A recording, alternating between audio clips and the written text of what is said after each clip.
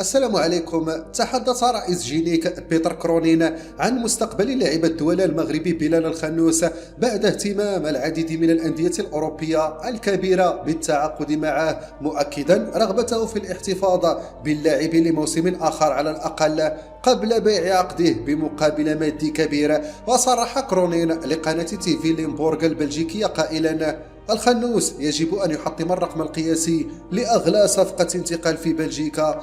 أضاف قائلا: بلال أحد أفضل المواهب العالمية، لكن عقله وتركيزه الآن مع نادي جينيك. واختتم حديثه قائلا: هدفنا أن يواصل اللعب معنا في الموسم المقبل، وإذا أراد الذهاب إلى فريق آخر بعدها يجب أن يتم بيعه مقابل أكثر من 32 مليون يورو. إلى هنا نكون قد وصلنا إلى نهاية الخبر. لا تنسوا الاشتراك في القناة ودعمنا بلايك لتتوصلوا بكل جديد.